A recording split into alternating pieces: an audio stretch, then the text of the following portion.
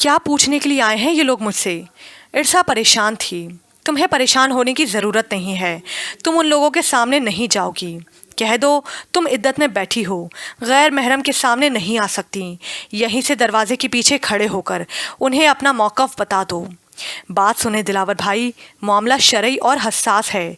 बात ना सुलझी तो उलमाए कराम हलफ पर फैसला करेंगे, इसलिए बेहतर है कि हम अपनी तसल्ली कर लें। वो लोग आपस में बातें कर रहे थे।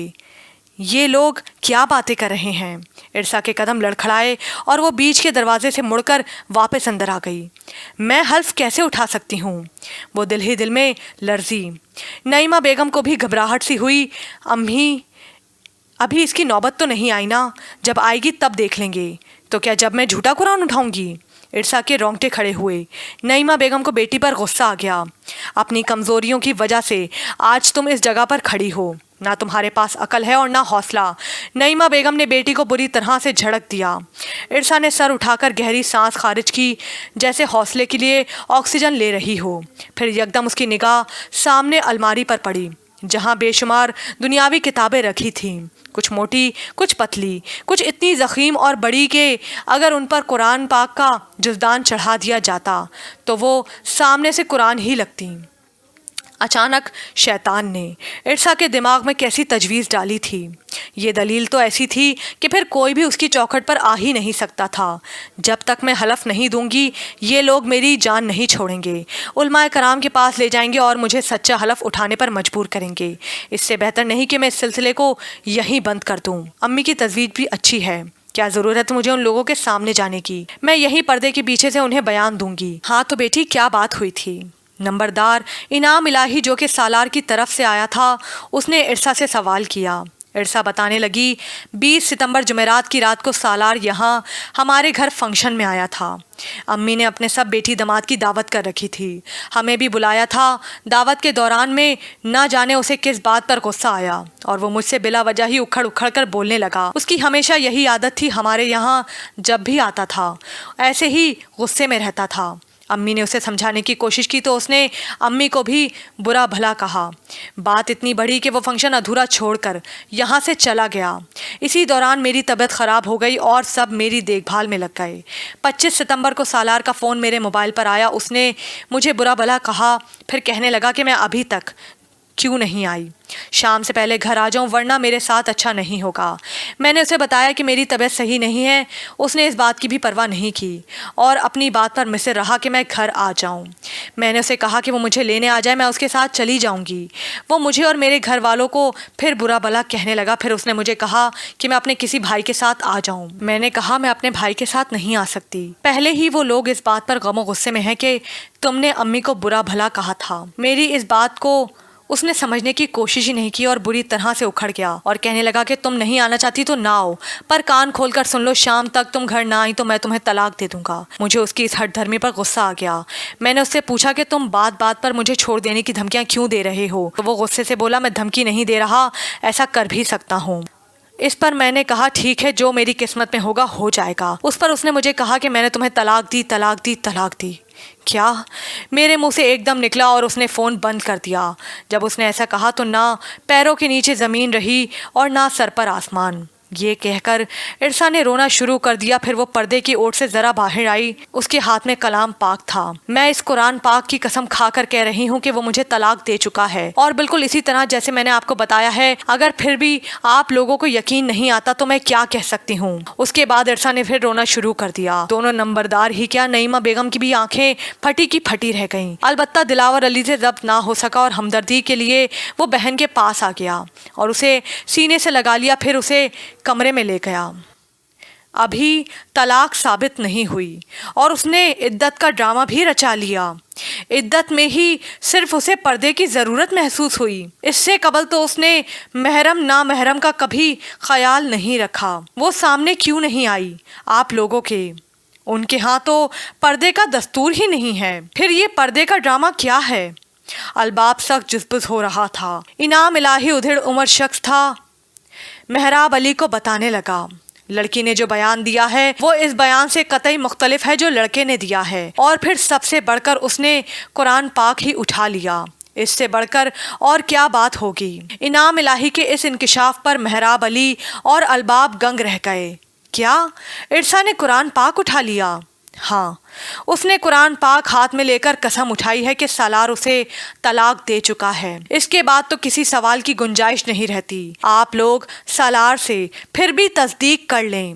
بالفرض اس نے ایسا کر دیا ہے تو اسے گھبراہٹ کس چیز کی ہے؟ مرد ہی طلاق دیتے ہیں، غصے میں بھی یہ الفاظ نکل جاتے ہیں۔ سالار ایسا کر چکا ہے تو اس سے انکار نہیں کر سکتا، ورنہ وہ دوہرے گناہ کا مرتکب ہوگا۔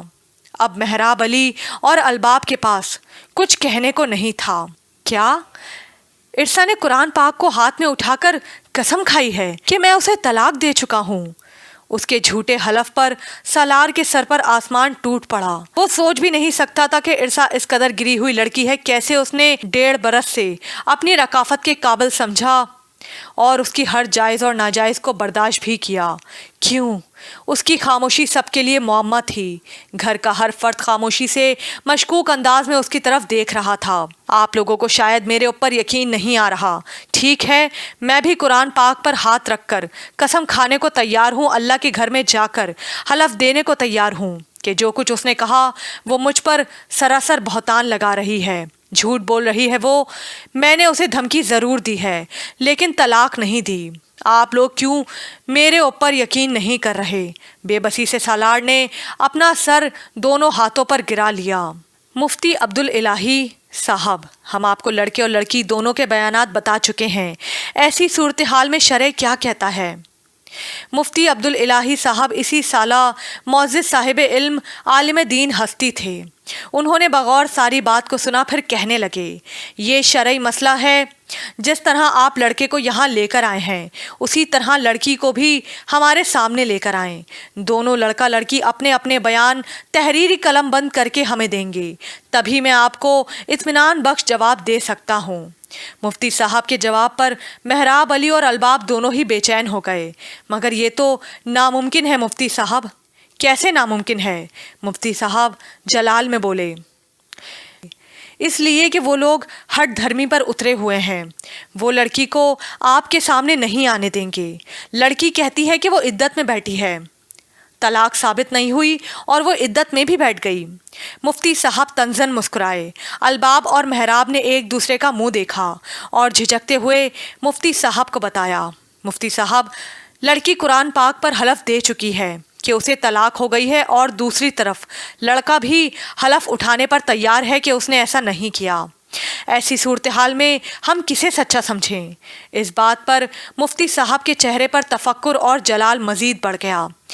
پھر وہ ناگواری سے بولے، لڑکی سے حلف اٹھوانے کی تو ضرورت ہی نہیں تھی۔ آپ لوگوں نے جب جلد بازی کر ہی لی ہے تو پھر میرے پاس کیا لینے آئے ہیں؟ مفتی صاحب، ہم لوگوں نے لڑکی سے قرآن نہیں اٹھوایا، اس کے گھر والوں نے اور لڑکی نے اپنی مرضی سے اٹھایا ہے۔ ابھی تو ہم معاملے کی چھان بین میں ہی تھے کہ اس نے فوراً ہی حلف اٹھا لیا۔ آپ لوگ ایسا کر سکتے ہیں کہ لڑکی کا بیان قلم بند کرا کر مجھ تک پہنچا دیں، اور اپنی طرف سے آپ لڑکے کا بیان تحریری لکھ دیں، اور ممکن ہو تو لڑکی کی طرف سے ایک شخص اور لڑکے کی طرف سے ایک شخص یہاں آ جائے۔ ہم آپ کو شریعت کی روح سے فتویٰ دے دیں گے۔ ہم لوگ اطمینان کر چکے ہیں اور فتویٰ لے چکے ہیں جس سے طلاق ثابت ہو چکی ہے، اس لیے ہمیں کسی اور عالم دین کے پاس جانے کی ضرورت ہی نہیں ہے۔ یہ سب مولوی اپنی اپنی کرتے ہیں، شریعت کو مذاق بنا رکھا ہے ان لوگوں نے۔ ارسا کا کوئی بیان کسی مولوی کے پاس نہیں جائے گا، دلاور علی نے سختی سے کہا تو باسط کہنے لگا، دلاور بھائی، ذرا ٹھنڈا دماغ کر کے سوچیں کہ آپ کیا کہہ رہے ہیں۔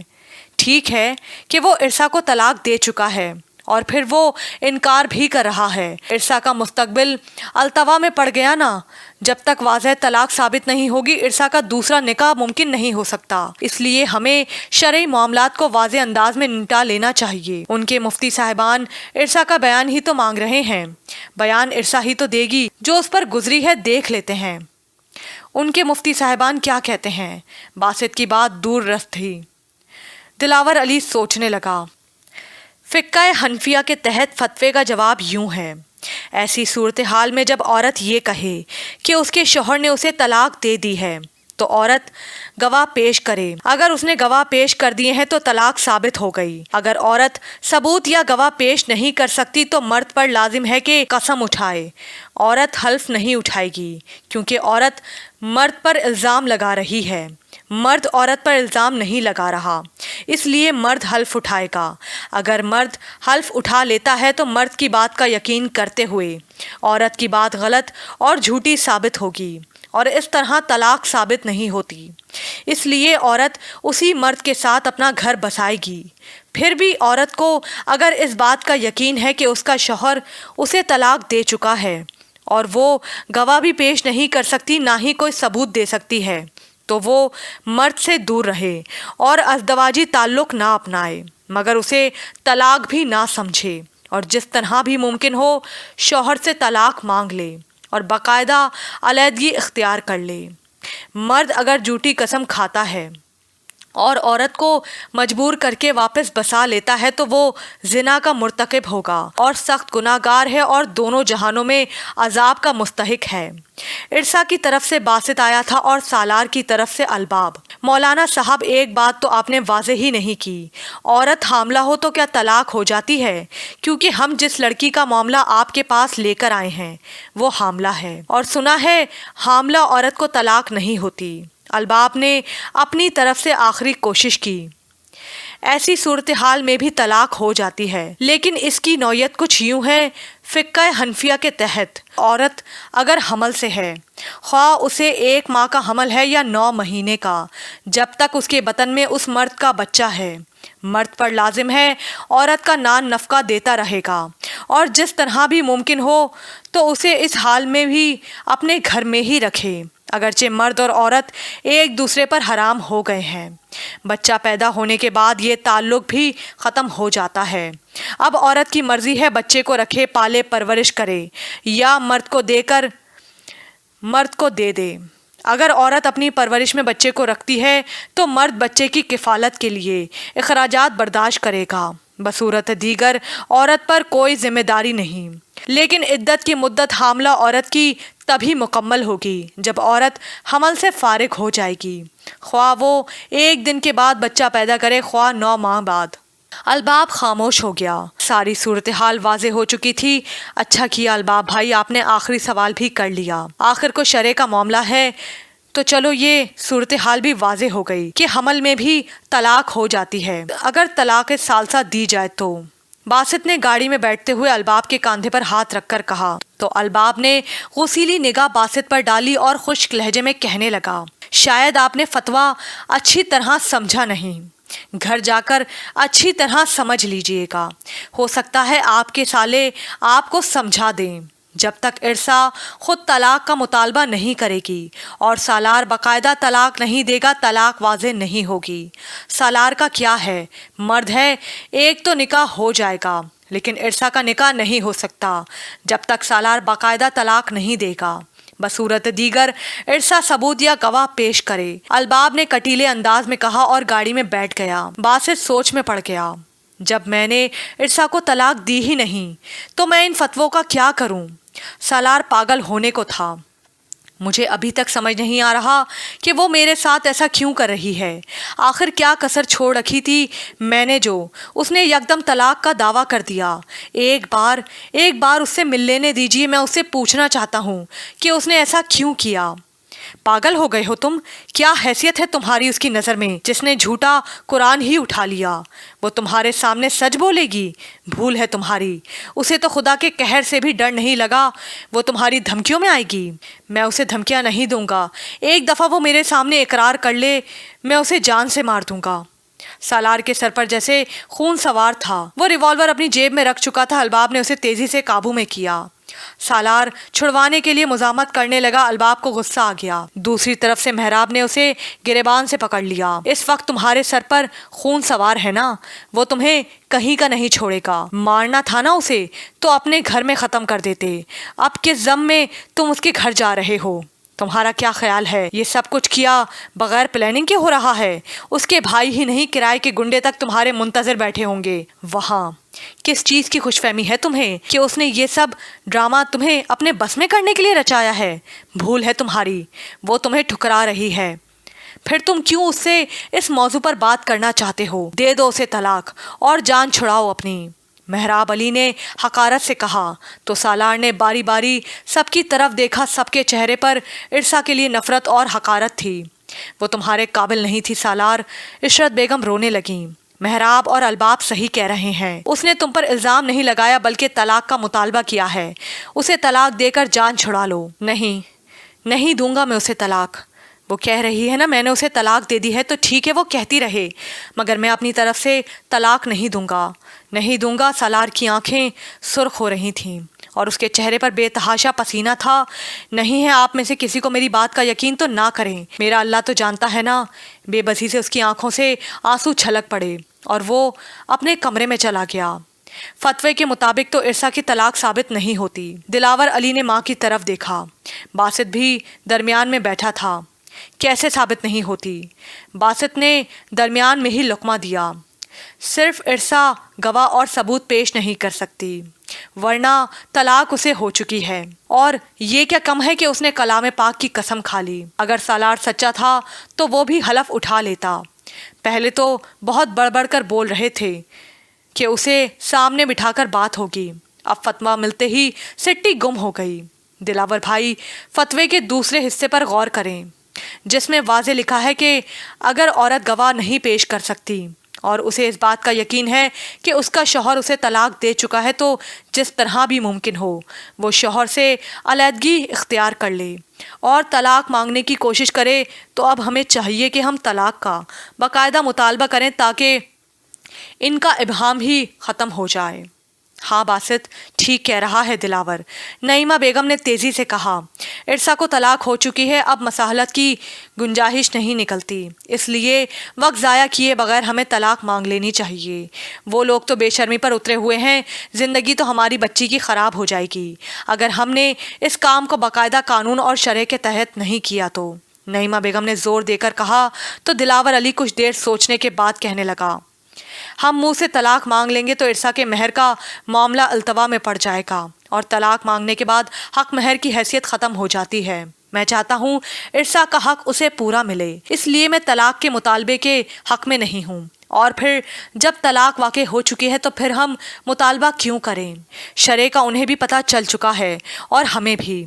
मैं सदरुद्दीन से कहूँगा कि वो उन लोगों से जाकर कहे कि वो लोग इस काम को बाकायदा ख़ुद ख़त्म करें और इरसा का हक महर जो कि 5,52,000 है वो अदा करें और इरसा का सारा जहेज़ वापस करें। मगर ये भी तो मुमकिन है दिलावर भाई और खाला जान, इरसा के हमल को बुनियाद बनाकर वो लोग इस मामले को भी लटकाए रखें।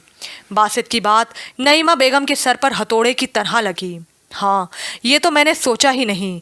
जब तक बच्चा पैदा नहीं हो जाता इरसा आज़ाद नहीं हो सकती।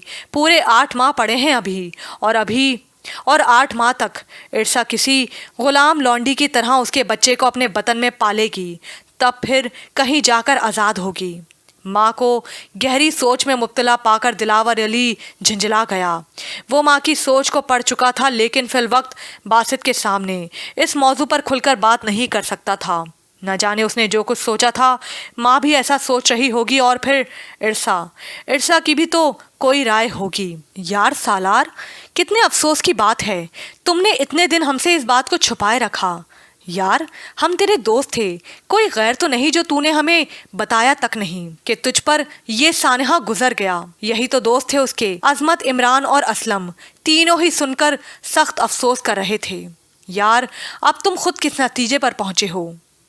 हमें तो लगता है इरसा भाभी के सारे घर वाले उसका साथ दे रहे हैं, तभी तो वो अपने झूठ पर मजबूती से कायम है। बड़े अफसोस और शर्मिंदगी की बात है यार। खुदा न ख्वास्ता अगर मेरी बहन ऐसा करती तो मैं उसे गोली मार देता और अम्मी ये लफ्ज़ मुंह से निकालने से पहले ही बेटी को जिंदा दफन कर चुकी होती। कैसी माँ है यार उसकी। क्या तुम लोगों ने पहले नहीं देखा था ये सब कुछ? पता नहीं, सब घर वालों की आंखों पर पट्टी बन गई थी। बस नज़र आ रही थी तो उसकी खूबसूरती। खा खूबसूरत होती हैं ऐसी औरतें। लानत भेजो यार, ऐसी औरतों का कुछ एतबार नहीं। खुदा की कसम, मुझे तो लगता है अंदर कोई और ही कहानी होगी जो इतनी जल्दी तलाक की नौबत आ गई। ये बताओ हक महर कितना था मोहतरमा का? 5,52,000। अच्छी खासी रकम होती है, 5.5 लाख। کوئی ضرورت نہیں ہے اسے حق مہر دینے کی اور جہیز کا سامان بھی توڑ پھوڑ کر دینا۔ یار قسم سے ہمیں تو یقین ہی نہیں آ رہا کہ تمہارے جیسے اعلیٰ خاندان میں بھی ایسا کام ہو سکتا ہے۔ یار کلنک کا ٹیکا لگا گئی وہ تو تمہارے۔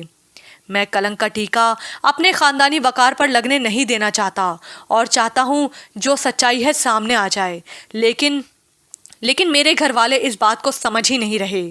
وہ سمجھ رہے ہیں کہ میں اب بھی اس کی محبت میں گرفتار ہوں۔ وہ چاہتے ہیں کہ جلد از جلد ایک دوسرے سے جان چھڑا لیں۔ ایسے میں کوئی میرے بارے میں سوچ ہی نہیں رہا۔ وہ مجھے جھوٹا بنا رہی ہے اور میں جھوٹا ہو رہا ہوں۔ کیوں دوں میں اسے اس کی منشا کے مطابق طلاق؟ سالار ایک بات آ گئی ہے میرے ذہن میں۔ عظمت یکدم سیدھا ہو کر بیٹھ گیا۔ یار یہ تم نے کون سے فون پر اس سے بات کی تھی؟ اپنے موبائل پر، سالار نے جواب دیا۔ تو یہ تو کوئی مسئلہ ہی نہیں تھا۔ تمہیں چاہیے تھا کہ تم فوراً اپنی گفتگو ریکارڈنگ سے نکلواتے اور دودھ کا دودھ اور پانی کا پانی ہو جاتا۔ مولویوں کے فتوے لے جانے کی ضرورت ہی نہیں تھی۔ یہ کام ہم لوگ کر چکے ہیں۔ سب سے پہلے ہم لوگ ان کے ہی آفس گئے تھے۔ انہوں نے کہا کہ وہ ساری کالز ریکارڈ نہیں کرتے۔ جس کال پر آبزرویشن لگتی ہے وہی ریکارڈ ہوتی ہے، وہ بھی اس صورت میں پہلے اس نمبر کی FIR کٹوائی جاتی ہے، معاملہ پولیس کی تحویل میں جاتا ہے، پھر پولیس وہ ریکارڈنگ کراتی ہے۔ عملہ خود یہ کام نہیں کر سکتا کیونکہ یہ جرم کی زد میں آتا ہے۔ البتہ اگر کسی کا جانکار اس فیلڈ میں ہے تو کچھ نہیں کہا جا سکتا۔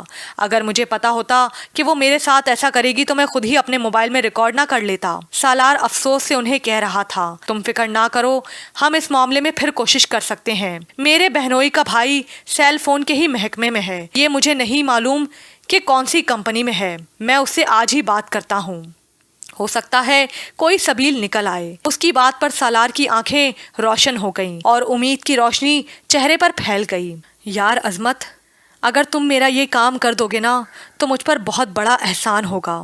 کم از کم میں سرخرو ہو جاؤں گا۔ اس نے جھوٹا کلام پاک اٹھا لیا۔ کس ضمیر اور کس دل سے؟ میں سوچتا ہوں تو مجھے راتوں کو نیند نہیں آتی۔ میری بات چیت کی ریکارڈنگ اگر نکل گئی نا تو میں اسے مزہ چھکاؤں گا کہ وہ زندگی بھر یاد رکھے گی۔ بس تم ایک بار، ابھی اس کے لفظ منہ میں ہی تھے کہ اسلم اس کی طرف درزیدہ نگاہوں سے دیکھتے ہوئے بولا، یار مزہ تم نہیں، وہ رب اسے چکھائے گا جس کے قرآن پاک کا اس نے مذاق اڑایا ہے۔ اللہ نے اپنی کتاب اور اپنے گھر کی حفاظت کا ذمہ خود لیا ہے اور وہ خود ہی بہترین انصاف کرنے والا ہے۔ تم دیکھنا وہ اسی دنیا میں بھگتے گی۔ کیسے الفاظ تھے اسلم کے! اس کے رونگٹے کھڑے ہو گئے۔ یکدم انتقام لینے کا جذبہ بھی ٹھنڈا ہو گیا اور وہ گمسم سا اپنے دوستوں کی طرف دیکھتا رہ گیا۔ یہ آپ کیا کہہ رہے ہیں بھائی جان؟ ارسا حیران رہ گئی۔ یہ بالکل ٹھیک کہہ رہا ہے۔ جب اس شخص نے تم سے تعلق ہی نہیں رکھنا تو تم اس سانپ کی اولاد کو کس لیے اپنی کوکھ میں پالو گی؟ کیوں ماں بننا چاہتی ہو اس بچے کی جس کے باپ نے تمہیں اپنے نکاح سے بے دخل کر دیا ہے؟ مگر ایسا ابھی ہوا تو نہیں ہے۔ جب تک تحریری طور پر سالار کی طرف سے طلاق نہیں مل جاتی، قانون اور شریعت تو اس بات کو نہیں مانتے۔ ارسا بے ساختہ کہہ گئی، جو کہ نعیمہ کو سخت برا لگا۔ تم نے قرآن پاک اٹھا لیا، ہمارے لیے اس سے بڑھ کر کیا گواہی ہوگی؟ دلاور علی نے کہا تو ارسا لاجواب ہو گئی اور خفت سے اس کا سر جھک گیا۔ پھر بھی تم اس بارے میں سوچ لو، زندگی برباد کر دی ہے اس شخص نے تمہاری۔ ابھی وقت زیادہ نہیں گزرا، تمہارا گھر آسانی سے دوبارہ بس جائے گا۔ ہاں البتہ اگر بچہ پیدا ہو گیا تو تمہاری زندگی میں بہت سے مسائل پیدا ہو سکتے ہیں۔ ایسا بھی ہو سکتا ہے سالار تم سے بچہ چھین لے۔ کیا ملے گا تمہیں اتنی مشقت میں پڑھ کر؟ ماں تو تم اس بچے کی پھر بھی نہیں کہلاؤ گی۔ دلاور علی اسے سمجھاتے ہوئے باہر چلا گیا۔ ارسا گمسم سی بیٹھی رہی۔ اچھی طرح سے سوچ لو، ہم جو کچھ کہہ رہے ہیں تمہارے بھلے کے لیے ہی کہہ رہے ہیں۔ ابھی زیادہ وقت نہیں گزرا، ابھی یہ کام زیادہ آسانی سے ہو جائے گا۔ مزید وقت بڑھا تو تمہیں پریشانی ہوگی۔ مگر امی، میں ایسا کیسے کر سکتی ہوں؟ ارسا سخت روحانسی ہو کر بولی، در حقیقت ماں بننے کے بعد آنے والے بچے سے قبل از وقت ہی محبت ہو گئی تھی اسے۔ جس دن سے وہ پریگننٹ ہوئی تھی مامتا کے احساس سے چور رہنے لگی تھی۔ کیوں نہیں کر سکتی تم ایسا کون سا مشکل کام ہے؟ نعیمہ بیگم نے ناک چڑھا کر کہا۔ पहले ही मैं इतनी मुश्किल से इतने महंगे इलाज के बाद माँ बनने के काबिल हुई थी, ऐसे कैसे इस बच्चे को ख़त्म कर सकती हूँ। नईमा बेगम ने सख्त जुज़्बुज़ होकर पहलू बदला। कितनी मुश्किल से माँ बनी थी, सिर्फ 1.5 बरस ही तो हुआ था तुम्हारी शादी को, कोई 10-20 साल तो नहीं हो गए थे। और फिर डॉक्टर ने ही कहा था ना, एक बार माँ बन जाओगी तो फिर सारी रुकावटें ख़त्म हो जाएंगी। बिल्कुल बेफिक्र रहो, अगली बार तुम जल्द माँ बनोगी। फ़िलहाल तुम इस मुसीबत से जान छुड़ाओ। वैसे भी मैं और दिलावर नहीं चाहते कि इस बच्चे की वजह से ही वो तुमसे ताल्लुक़ रखने की कोशिश करें। क्यों, तुम उसके बाप बनने की ख्वाहिश को पूरा करने जा रही हो। तुम्हें तो चाहिए कि उससे इस तरह से इंतकाम लो ताकि उसे अच्छी तरह से पता चल जाए कि वो यहाँ मुझे और दिलावर को क्या गाली देकर गया था। नईमा बेगम लाल अंगारा हो गई थी। मगर अम्मी, मुझे डर लग रहा है, वो तौक़ुफ़ के बाद घबराए हुए से अंदाज में कहने लगी तो नईमा बेगम ने कटीले तेवरों से बेटी की तरफ देखा। फिर तंज़न मुस्कुरा कर बोली, जब झूठा कुरान उठाया था तूने, जब तो तुझे डर नहीं लग रहा था और अब तुझे डर लग रहा है। माँ के लफ्ज़ इरसा के सर पर कोड़े की तरह लगे और उसके पूरे वजूद में सनसनी सी दौड़ गई।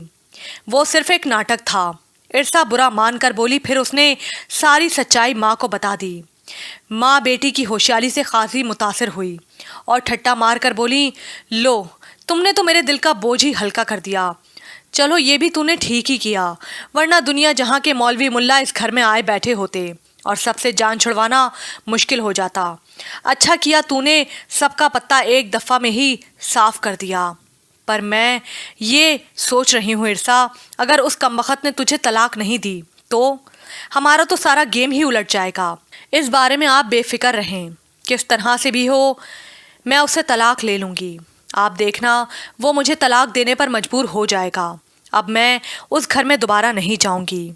इरसा ने एतमाद और नफ़रत से कहा तो नईमा बेगम को खुशी हुई। पर दिलावर कह रहा था कि अगर हमने मुंह से तलाक मांगी तो तुम्हारा हक महर ख़त्म हो जाएगा।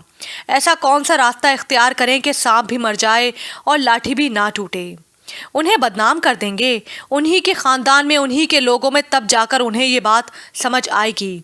ख़ास तौर पर जहाँ सालार की बहनें ब्याही हैं, उन समधियानों में, ताकि वो लोग जल्द अज जल्द जान छुड़वाने की कोशिश करें। अरे वाह इरसा, तुम तो बहुत ज़हीन हो गई हो। मैं तो समझती थी कि तुम यूं ही। ये बात तो तुमने खूब समझाई। अब देखना ज़रा तुम कि मैं क्या करती हूँ। इरसा के मुतालिक ये सब कुछ जानकर बहुत अफसोस हुआ आंटी। आप लोगों ने तो बताने की भी ज़रूरत महसूस नहीं की। फरहान ने शिकवा किया। बस बेटा, एकदम ही सब कुछ हो गया, किसको क्या बताते। औसान ही नहीं रहे थे हमारे तो।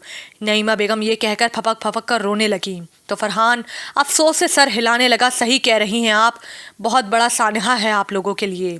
और इरसा को देखकर तो मैं दंग ही रह गया। रोग ही लगा लिया है उसने तो खुद को। लग ही नहीं रहा कि ये वही इरसा है जो खिलखिलाती फिरती थी। बस बेटा कुछ मत पूछो, एक तो तलाक का दुख, दूसरा कोक उजड़ जाने का सदमा इरसा को तो ले ही बैठा है। 1.5 बरस में ब्याही भी गई और उजड़ भी गई। अल्लाह किसी दुश्मन की भी ऐसी किस्मत ख़राब ना करे जैसे मेरी इरसा की किस्मत ख़राब निकली। ये कहकर नईमा बेगम ने फिर रोना शुरू कर दिया। ऐसा मत कहें आंटी कि इरसा की किस्मत ख़राब थी इसीलिए कि उसके साथ ऐसा हुआ, बल्कि खुदा का शुक्र अदा करें कि वो इस बदकिस्मती से जल्द ही बाहर निकल आई। अगर ज़्यादा वक्त गुजर जाने के बाद ऐसा होता तो ज़िंदगी भर के पछतावे रह जाते। अच्छा हुआ उन लोगों की हकीकत जल्द ही पता चल गई। और फिर अभी तो इरसा जवान है, क्यों अपनी ज़िंदगी को रोग लगा रही है। शादी हो गई तो बच्चे भी हो जाएंगे। नईमा बेगम की आंखों में चमक कूंदी। फिर वो फरहान को लजाहत से देखते हुए कहने लगी, तुम आए हो तो उसे समझा कर जाना, फजूल दिल को रोग लगाकर अपना वक्त बर्बाद ना करे। अपने इर्द गिर्द ज़िंदगी को महसूस करे, घूमे फिरे, लोगों से मिले, आए जाए, ताकि उसके दिल से बेकार के ख्यालात और पछतावे ख़त्म हों। आप फिक्र ना करें आंटी, मैं जब तक यहाँ हूँ इरसा को फिर से वैसी ही इरसा बना दूँगा जैसी वो पहले थी। नईमा बेगम को ढारस हुई। अच्छा ये बताओ आजकल क्या कर रहे हो। कुछ नहीं, वही आवारागर्दी, वो बेहंगम सा कहका लगाकर बोला तो नईमा बेगम ताज्जुब से बोली, क्यों, क्या शादी वादी का कोई इरादा नहीं है। बस बहुत हुई आवारा गर्दी, अब तो शादी कर ही लो। इस सवाल पर फरहान थोड़ा सा घबराया, फिर एतमाद से बोला, अरे आंटी, आजकल की लड़कियां इस काबिल नहीं हैं कि उन पर भरोसा कर लिया जाए। घर बसाना कोई मामूली खेल नहीं है। लो भला, तुमने ये कैसी बात की? पांचों उंगलियां एक सी नहीं होती। किसी अच्छे घराने में शादी करोगे तो घरवाली भी भरोसे की मिल जाएगी। वाह आंटी क्या खूब कही। मगर एक बात बताएं, क्या घरानों का भी आजकल भरोसा रह गया है? आखिर इरसा को आपने ऊंचे रईस खानदान में ब्याया था। सुना है कि वहाँ 7 नस्लों में भी किसी ने तलाक नहीं दी, लेकिन इरसा को दे दी। नईमा बेगम चोर नज़रों से इधर उधर देखने लगीं, फिर पछतावे से बोली, हाँ बेटा, कहते तो तुम ठीक ही हो।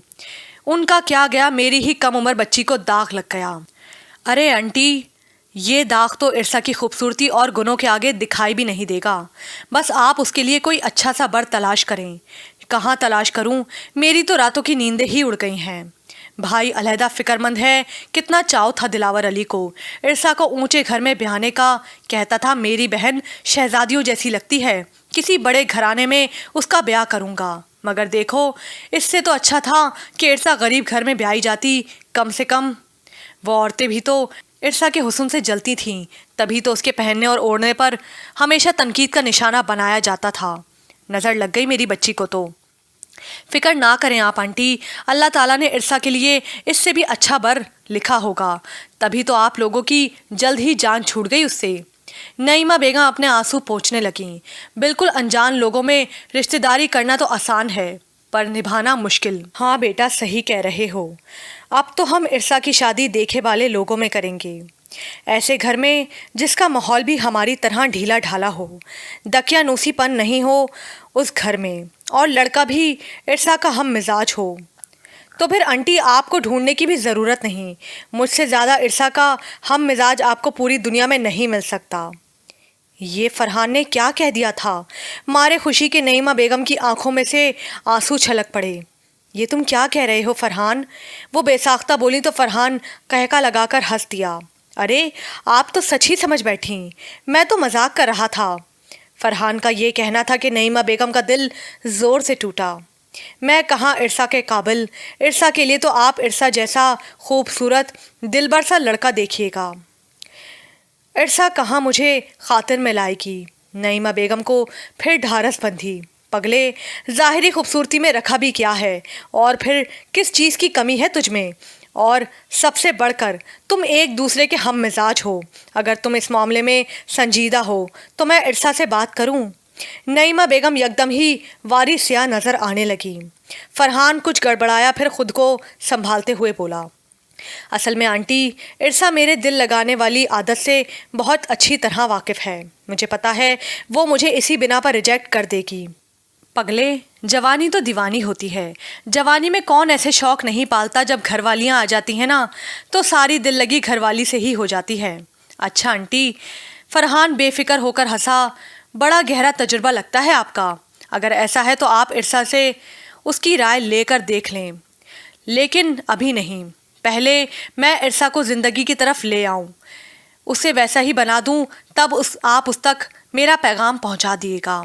नईमा बेगम ने बढ़कर उसकी पेशानी चूम ली और दिल में ही सोचने लगी, बहुत ही बड़ा बोझ हटा दिया है तुमने मेरे सीने पर से। मेरी ख्वाहिश है कि इरसा सालार से पहले ही ब्याही जाए, उसका घर सालार से पहले बस जाए, ताकि उन्हें एहसास हो कि मेरी बेटी की कदर मंजिलत तलाक से कम नहीं होती।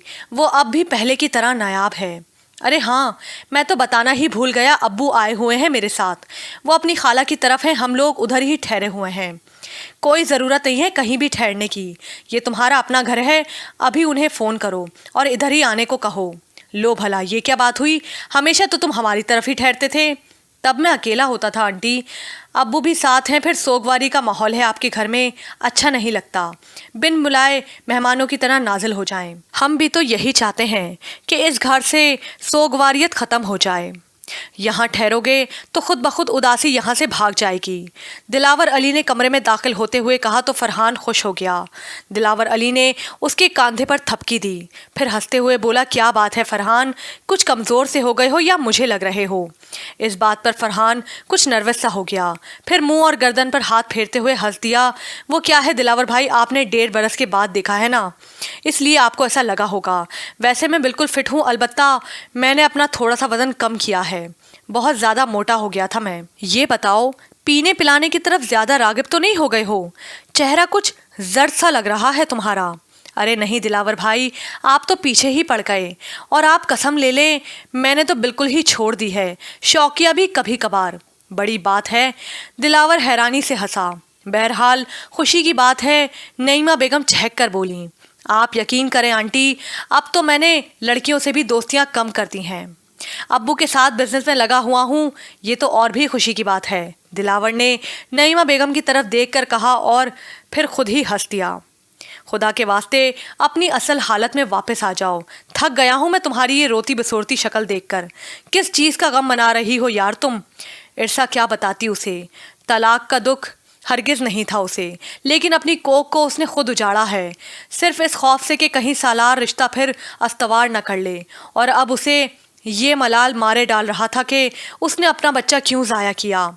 माँ बनने का एहसास उसके लिए कितना दिल पजीर था, वो चंद हफ्तों में खुद को कितना बदला बदला महसूस कर रही थी। दिन रात आने वाले बच्चे के ख्याल में मगन रहती थी, और फिर अचानक कैसी आफत टूटी कि सब कुछ ख़त्म हो गया। उसने मांग तो उजाड़ी थी, गोद भी उजाड़ ली, कितनी मुश्किल से उसने ये खुशी देखी थी। क्या वो फिर कभी माँ नहीं बन पाएगी? ये ख्याल उसे हर पल बेचैन रखने लगा था, जिससे उसकी नींदें ही नहीं, भूख भी उड़ गई थी। सब बहन भाई बहनोई दोस्त अहबाब उसकी दिलजोई के लिए दिन रात आ रहे थे। सब सालार को और उसके घर वालों को बुरा भला कह रहे थे, यहाँ तक कि उसका जहेज भी जूं का तू उठकर आ गया था। हर चीज़ वैसी ही थी जैसी वो कमरे में छोड़कर आई थी। किसी भी चीज़ को कोई नुकसान नहीं पहुंचाया था उन लोगों ने। ना सिर्फ उसके मुतालबे पर तहरीरी तलाक भी दी थी, बल्कि जहेज भी उठवा दिया था। सब उससे इस साने पर अफसोस करते थे, लेकिन वो खामोश रहती। किसी से भी उसने इस एहसास को शेयर नहीं किया था कि वो माँ बनने से रह गई, और ये कलक उसे मारे डालता था कि उसने आज़ादी की खातिर अपने बच्चे को भी मार दिया। कैसी माँ है वो? उसे गुमसुम पाकर फरहान कहने लगा, देखो इरसा, मैं जानता हूँ ये गम तुम्हारे लिए दोहरा है, मगर तुम्हें खुद को संभालना होगा। एक नई जिंदगी शुरू करो यार, जो हुआ उसे भयानक ख्वाब समझकर भूल जाओ। अच्छी और नई जिंदगी का आगाज़ करो। किस चीज़ का गम मना रही हो तुम? तुम्हें पता है उसकी दूसरी शादी की तैयारी हो रही है, लड़की भी सेलेक्ट हो गई है उसके लिए, और तुम हो के इद्दत का ड्रामा करके बैठी हो। इद्दत तो तुम्हारी उस वक्त ख़त्म हो गई थी जिस वक्त तुम्हारा बच्चा ज़ाया हुआ था। तुम्हें किसने कहा कि उसकी शादी हो रही है? इरसा बुरी तरह चौंकी थी। जनाब इसी शहर में रह रहा है, कहो तो उसकी होने वाली बेगम की भी तस्वीर ला दूँ तुम्हें, फिर तुम्हें यकीन आ जाएगा। फरहान ने ख्वामखा की बड़की मारी। सालार ने इतनी जल्दी दूसरी शादी का फैसला कर लिया। इरसा को गहरा धचका लगा। हाँ तो उसके लिए कौन सा मुश्किल था शादी करना? फरहान ने उसे उकसाया, वो तुम्हारी तरह बेवकूफ़ थोड़ी था, उसने तो सब कुछ प्लानिंग के तहत किया होगा। प्लानिंग के तहत? इरसा दिल ही दिल में हंसी। उसने तो ख्वाब में भी सोचा नहीं होगा कि मैं उसके साथ ऐसा करूँगी। लेकिन ये अजीब बात है, या तो वो तलाक ही नहीं दे रहा था, और जब उसे पता चला कि उसका बच्चा ही ज़ाया हो गया है तो ना सिर्फ उसने तलाक दे दी बल्कि दूसरी औरत भी मुंतखब कर ली। इसका मतलब है उसे मुझसे मोहब्बत थी ही नहीं। अम्मी सच कहती थीं। वो एक डरपोक, बुज़दिल और फरसूदा ख्यालात में जकड़ा हुआ इंसान था। मैं उसके साथ वाकई ज़िंदगी नहीं गुजार सकती थी। उसके साथ चलकर मैं ख्वामखा अपनी ज़िंदगी को बर्बाद कर रही थी, और अब वो शादी कर रहा है। मेरी बेवफाई का कुछ दिन भी गम नहीं मनाया उसने, यानी उसे कोई गम नहीं, मैं नहीं तो कोई और। तो फिर मैं किस चीज़ का गम मना रही हूँ? सब समझा रहे हैं मुझे, मैं ही बेवकूफ़ हूँ। मुझे भी ज़िंदगी की खुशियों में वापस लौट जाना चाहिए। बच्चे के ख़त्म हो जाने का मलाल तो बेमायने है, अगर बच्चा रहता तो मेरी आज़ादी और ख्वाहिशात में रुकावट बनता। उसे तो फिर भी फ़र्क नहीं पड़ता और ज़िंदगी मेरी अधूरी हो जाती। मगर अब मेरी ज़िंदगी में कोई अधूरापन नहीं। मैं अपनी ज़िंदगी भरपूर गुजारूंगी।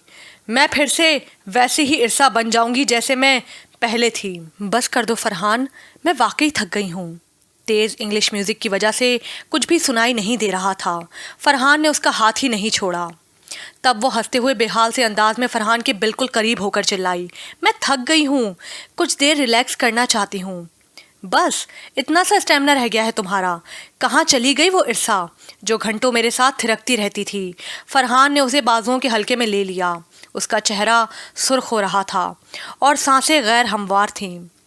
तुम्हारा तो दिल बहुत तेज़ धड़क रहा है। Are you okay? वो एकदम बेचैन सा हुआ और उसे लेकर एक साइड पर बैठ गया। ओह, उसने गहरी सांस ली और पेशानी पर से पसीना पोंछा, फिर अपनी सांस हमवार करते हुए बोली, आदत नहीं रही ना इसलिए। फरहान उसे बगौर देखने लगा, फिर अपनी तरफ मुतवज्जा पाकर इरसा ने फरहान की तरफ देखा तो फरहान हंस दिया। मैं कुछ मंगवाता हूँ तुम्हारे लिए। उसने वेटर को ऑर्डर दिया, फिर उसकी तरफ मुतवज्जा हो गया। कैसा लग रहा है मेरे साथ यहाँ आना? बहुत अच्छा, वो हंसकर बोला।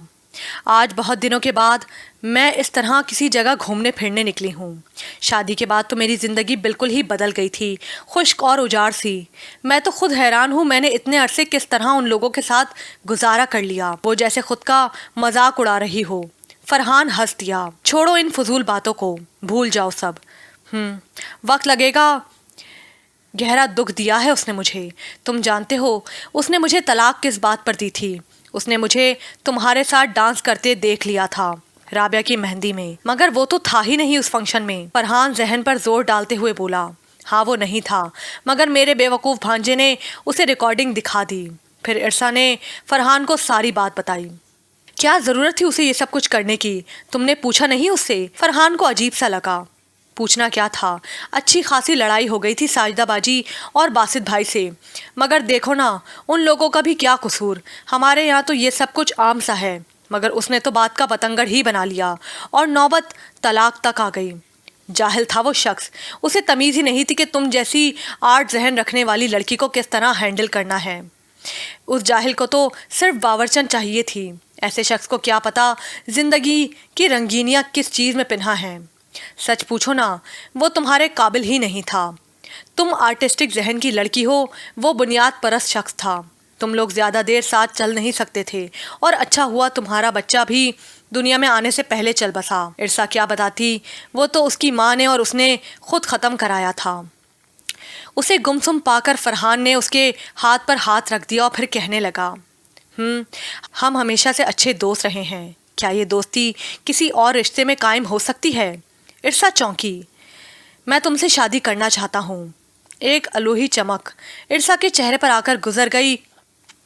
कुछ देर तक दोनों एक दूसरे की तरफ देखती रही। इतनी देर में इरसा खुद को संभाल चुकी थी। शिकवे से उसकी तरफ देखकर बोली, ये ख्याल तुम्हें पहले क्यों नहीं आया? क्या हम पहले अच्छे दोस्त नहीं थे? फरहान अभी कुछ सोचकर जवाब देता कि इरसा खुद ही बोली, गोया अब तुम मुझ पर तरस खाकर मुझसे शादी करना चाहते हो, है ना? अगर ऐसा है तो मैं तुम्हारा एहसान नहीं लूँगी। वो ऊपरे दिल से कह रही थी। मन तो उसका खिल उठा था। अब तुमने कह लिया तो मेरी भी सुन लो। ख्वाहिश तो मेरे साथ साथ मेरे घर वालों की भी थी, लेकिन तुम्हारे घर वालों को खुसूसन तुम्हारे बड़ी भाई का टारगेट कुछ और था। उसकी सोच के आगे हमारी हैसियत ही क्या थी? वो तो तुम्हें अमीर मालदार घर में ब्याने का ख्वाहा था। उसकी बात पर इरसा कलस गई और बरमला फरहान के सामने बोली, इसमें दिलावर भाई के मुफादात थे। वो चाहते थे कि मैं किसी ऐसे घर में ब्याही जाऊं कि मेरी मुआशी हैसियत सब बहन भाइयों के लिए मोरल सपोर्ट बने। लेकिन चंद दिन में ही उन्हें पता चल गया कि सालार और उसके घर वाले रुपया तो क्या किसी को बुखार देने पर आमादा होने वालों में से नहीं थे। तभी तो वो जल्दी अपने फैसले पर पछताने लगे थे।